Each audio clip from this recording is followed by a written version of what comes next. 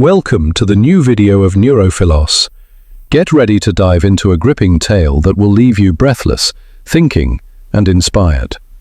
Whether you're here for the mystery, the drama, or the unexpected twists, you're in the right place.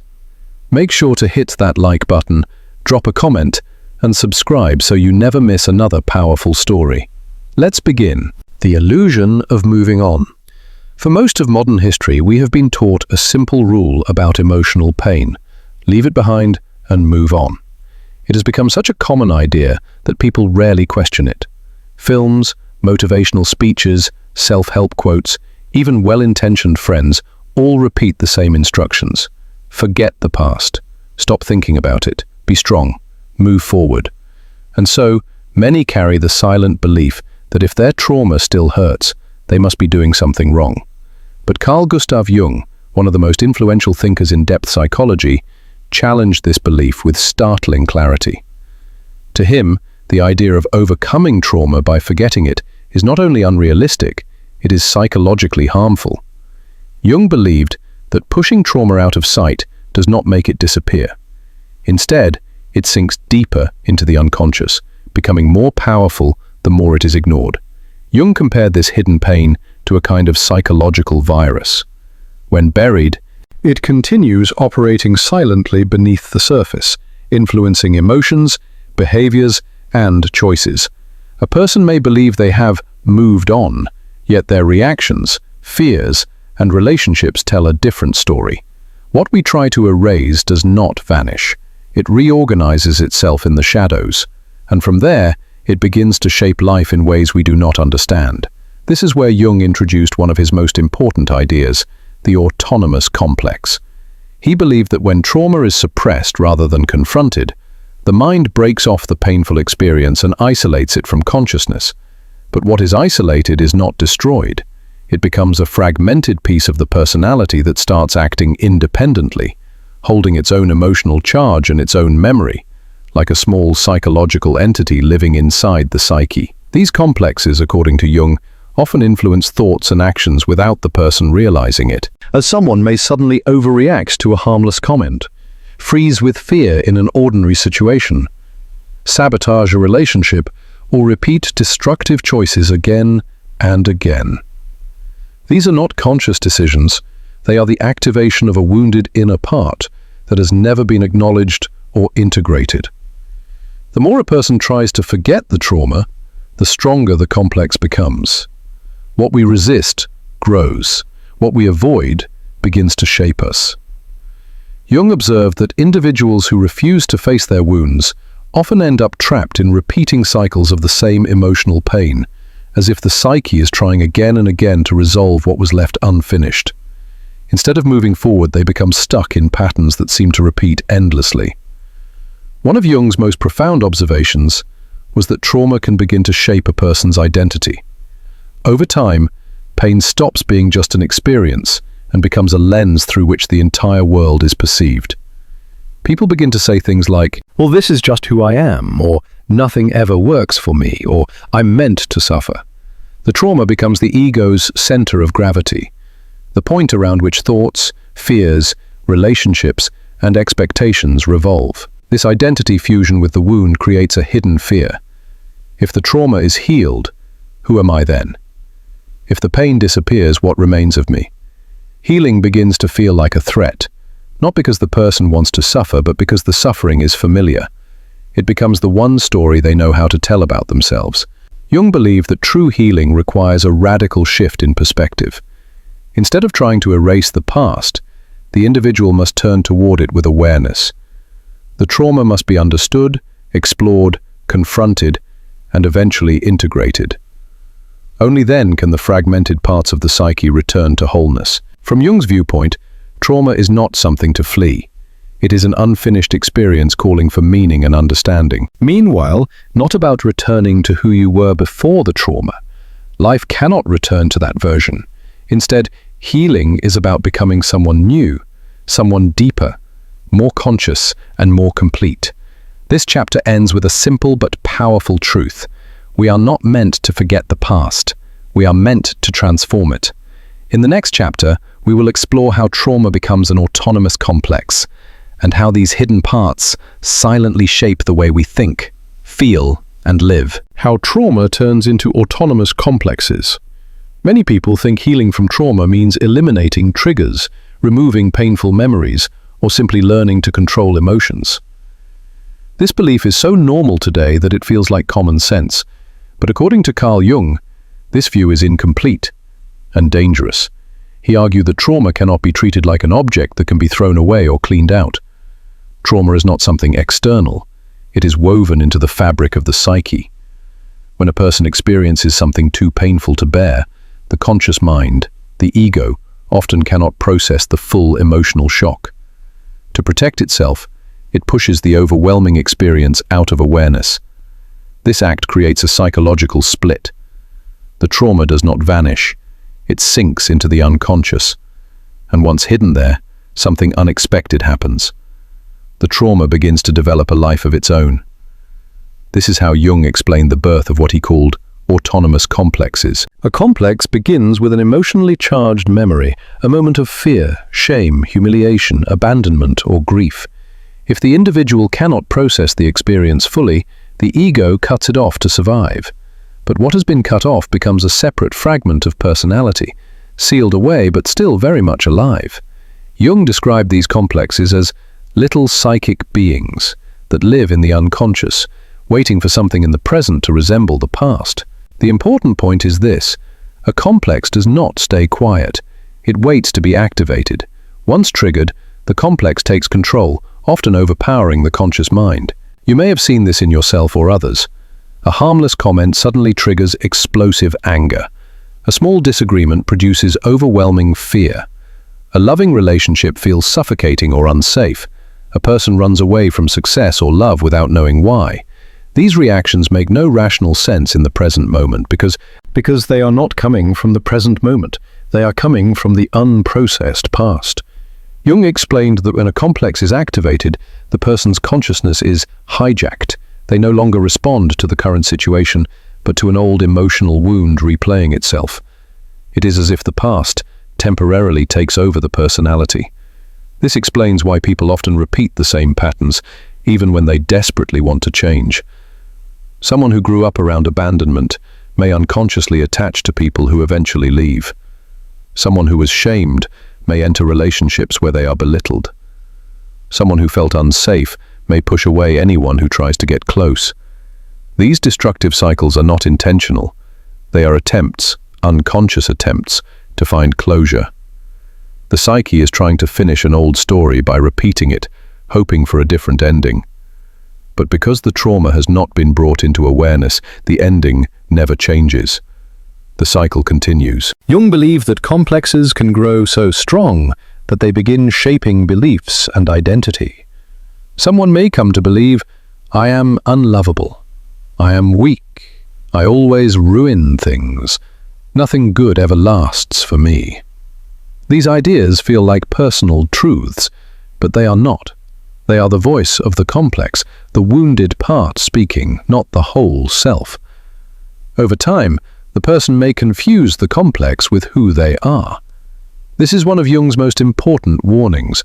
When trauma is not integrated, it can become the center of a person's identity. The victim starts to believe they are the wound. And when this happens, healing feels dangerous. Changing the pattern feels like losing a part of oneself. This internal fusion explains why so many people return to harmful situations, sabotage opportunities, or stay stuck in emotional loops. The unconscious is trying desperately to resolve something, but without understanding, it can only repeat the pain, not transform it. Jung insisted that this repetitive suffering is not punishment. It is the psyche's attempt to complete an emotional process that was never finished. But it cannot be completed through denial, avoidance, or repression, only through awareness. In the next chapter, we will explore how trauma infiltrates identity, how someone can unknowingly become the very pain they suffered, and why the mind resists healing even when the heart desperately wants it. When trauma becomes identity. Among Carl Jung's most unsettling discoveries is the idea that trauma can do more than wound a person. It can slowly shape who they believe they are. Pain, when left unprocessed for too long, stops being just a memory. It becomes a lens through which the entire world is seen, and eventually a mirror in which a person sees themselves. At first, the wound is only an experience. Later, it becomes a pattern. But with time, it can transform into identity. This does not happen overnight. It happens silently, unconsciously, almost invisibly. Jung noticed that when a traumatic experience remains unintegrated, it becomes the gravitational center of the psyche. Thoughts, emotions, relationships, and expectations begin to orbit around that original wound. Without realizing it, a person starts interpreting life from the point of view of their trauma. Someone who was abandoned begins to expect abandonment everywhere. Someone who was humiliated hears disrespect in every tone. Someone who was neglected believes that love must always be earned. Someone who was abused sees danger in every moment of closeness. This is the slow, quiet way trauma becomes identity. But why does this happen? Jung believed the answer lies in the psyche's need for coherence. A person needs a story, any story, to hold their sense of self together. If trauma was the deepest or most emotionally intense experience of their life, the unconscious may cling to it as the main narrative simply because nothing else felt as powerful. This is why healing can feel threatening, not because the person wants to suffer, but because the pain feels familiar. It feels known. It feels like home. If the trauma disappears, the psyche whispers a frightening question. Without this pain, who am I? Jung called this phenomenon identification with the complex. When the wounded fragment becomes so influential that the person begins to believe they are that fragment. The abandoned becomes the unlovable one. The abused becomes the fragile one. The betrayed becomes the one who can never trust. The shamed becomes the one who never deserves anything. These identities do not appear consciously. They grow from the inside out, shaped by emotion rather than logic. And because the person doesn't know these beliefs came from trauma, they accept them as truth. This identification creates a powerful trap. Any attempt to heal feels like losing the only identity that has held the person together. Even if the identity is painful, it feels safer than the unknown. This explains why people return to harmful relationships, sabotage new opportunities, or repeat devastating patterns. It is not stupidity. It is not weakness. It is an unconscious attempt to reaffirm the familiar identity the trauma created, because that identity feels like the only stable structure in an inner world full of chaos. Jung saw these behaviors as failed healing attempts. The psyche is trying to close the wound, but without conscious understanding, it keeps reenacting the same story again and again, hoping for a different ending. But nothing changes until the person sees the pattern with open eyes. It is only when someone realizes, "This wound shaped me, but it is not me," that the first crack appears in the prison wall. This shift is small but revolutionary. Because the moment a person stops confusing themselves with their pain, they create space for a new identity to emerge, one that is not defined by what happened to them, but by who they can become. This is the beginning of real healing. Not the erasing of trauma, but the separation of the self from the wound. In the next chapter, we will explore Jung's 3 essential stages of healing: how to face trauma consciously, retrieve lost parts of the self, and finally integrate the past in a way that brings strength instead of suffering. The 3 stages of Jungian healing. Most modern approaches to trauma focus on managing symptoms, calming anxiety, reducing intrusive thoughts, controlling emotional reactions, or reframing negative beliefs. These methods can help, but Carl Jung believed that true healing requires going much deeper. Trauma is not simply a problem of emotions or thoughts. It is a problem of meaning, identity, and fragmentation within the psyche. In Jung's view, healing trauma is not about becoming who you were before the pain. It is about becoming someone who can carry the truth of the past without being controlled by it. And to reach that level of wholeness, Jung described a three-stage inner journey: conscious confrontation, recovery of lost parts, and symbolic integration. These stages are not steps to complete. They move in spirals, repeating as needed, deepening with each cycle. They form the foundation of the Jungian path to healing. Stage 1: Conscious confrontation. The first stage is the most frightening, and the most essential. Jung believed that trauma gains power only when it remains in the dark. What the ego refuses to face becomes stronger in the unconscious. Confrontation, therefore, is the moment when a person stops running from the wound and finally turns to face it. But this is not the same as reliving the trauma mindlessly. It is not drowning in old memories. It is not forcing yourself to be strong. Conscious confrontation means standing before the pain as a witness, awake, aware, and emotionally present. Instead of suppressing the wound, you acknowledge it, observe it, and allow its truth to be seen without denial or distortion. This stage is difficult because the ego has spent years protecting itself from the pain. But Jung insisted that the psyche cannot heal from what it refuses to look at. Every avoided truth returns disguised, often more destructive than before. Confrontation breaks this cycle. It signals that you are willing to reclaim control of your inner world. It is the beginning of freedom. Stage 2: Recovering lost parts of the self.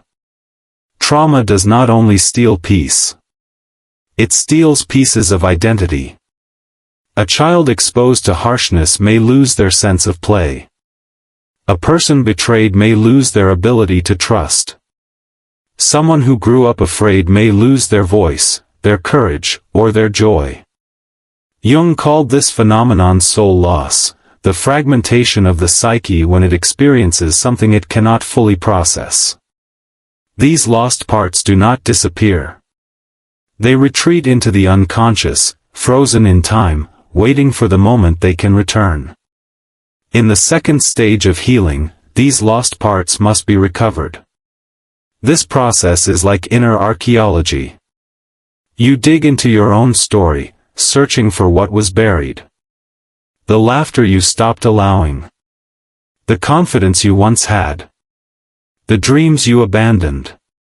The boundaries you never learned to set. The trust you stopped giving. The creativity you stopped expressing. The goal is not only to understand what was lost intellectually, but to bring these parts back into your daily life. To act again. To feel again. To reclaim possibilities that trauma shut down.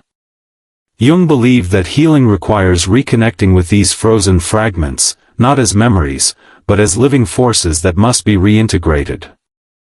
This is where the self begins to expand. Stage 3: Symbolic integration. This final stage is the most profound. It transforms trauma from a force that harms into a source of meaning. Symbolic integration does not mean romanticizing pain or pretending it was meant to be. It means understanding the trauma in such a way that it no longer operates as an unconscious tyrant. Instead, it becomes part of a larger, coherent story of who you have become. Jung believed the unconscious speaks through symbols, dreams, emotions, images, patterns. When we interpret and integrate these symbols, the trauma becomes transformed. It no longer remains a raw wound. It becomes a scar, a mark of transformation. At this stage, resilience replaces helplessness. Clarity replaces confusion. Compassion replaces bitterness. Wisdom replaces fear. The trauma is not erased. It remains, but it is no longer an inner enemy. It becomes a teacher, a point of strength, a reminder of the journey you have survived. Symbolic integration turns the darkness into a source of light. These three stages, confrontation, recovery, and integration, are not linear. The psyche revisits them again and again, each time deepening the process. With each cycle, the wound loses more of its grip, and the self becomes more whole. In the next chapter, we will explore what life looks like after trauma has been integrated, when the wound becomes a scar, and you begin to live not as a victim of the past, but as someone transformed by it. Living with the scar, not the wound. Healing is often imagined as a finish line, a point after which life becomes peaceful, stable, untroubled.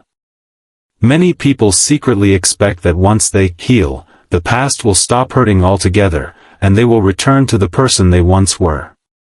But Carl Jung dismantled this illusion with deep psychological clarity. There is no returning to who you were before the trauma. And that is not a tragedy. It is transformation. True healing is not about erasing the past. It is about changing your relationship with it. It is not about forgetting the wound. It is about integrating the wound so that it no longer defines you. When trauma is integrated, it does not vanish, but it loses its power to control your life from the shadows. This is the difference between a wound and a scar. A wound is raw, painful, open, and vulnerable. A scar is closed, healed, and strengthened, a reminder, not a prison. Jung believed that trauma becomes destructive only when it remains unconscious. When it has been confronted, understood, and symbolically integrated, it shifts from an active force to an understood memory. You remember the pain, but it no longer decides for you. The emotional charge dissolves. The automatic reactions fade. The patterns that once repeated endlessly lose their energy. This shift marks one of the greatest psychological freedoms. You stop living on autopilot. Instead of reacting through old wounds, you begin responding consciously to the present moment. You may still feel anger, sadness, fear, or grief at times, but now these emotions arrive as visitors, not intruders. They no longer burst into your life unannounced and uncontrollable. They knock, and you choose how to answer. This is what Jung called the integration of the unconscious into the self. The inner world becomes less of a battlefield and more of a conversation. To live with the scar, not the wound, means accepting that some discomfort may still exist, but it is no longer your master. It means carrying your past without being crushed by it. It means being able to say, "Yes, this happened to me. Yes, it hurt. But it does not define who I am now." This is one of the highest forms of psychological maturity. A person who has integrated their trauma becomes someone with depth, not because they avoided darkness, but because they walked through it with awareness. They emerge with a kind of clarity and compassion that cannot be learned from books or advice. It is earned through surviving what once felt unbearable. This maturity comes with a surprising gift, self-compassion. Not pity. Not self-indulgence. A deep, honest kindness toward oneself. Those who have suffered deeply and healed consciously often become gentler with themselves and others. They recognize how fragile the human psyche can be. They understand what it means to fall apart and to rebuild. They stop judging themselves harshly because they know what they have endured. Jung believed that this ability to live consciously after trauma is part of individuation, the process of becoming whole. Wholeness does not mean perfection. It does not mean an absence of flaws or pain. It means accepting all parts of yourself, including the wounded ones, without shame or denial. In this state, the scar becomes a source of insight. Not a wound that bleeds, but a mark that teaches. It reminds you of your resilience. It tells the story of where you have been, but it no longer dictates where you are going. This is what freedom looks like in Jungian psychology. Not the absence of pain, but the absence of enslavement to it. You no longer fear your own emotions. You no longer run from your past. You no longer collapse under patterns you once didn't understand. You meet life with a steadier, clearer presence. When you live with the scar instead of the wound, your past becomes integrated into a larger meaning. You become someone who has expanded rather than someone who has been reduced. You become someone new, someone stronger, wiser, and more conscious than the version of you that existed before the trauma. And this, Jung taught, is the true purpose of suffering in the psychological sense. Not punishment, not fate, not destiny, but transformation. If you have reached this point in the journey, you may already feel something shifting inside you. A recognition. A spark. A small sense of clarity. This is the psyche responding to truth. And it is the beginning of living consciously, courageously, and wholly, not in spite of the past, but because you finally understand it.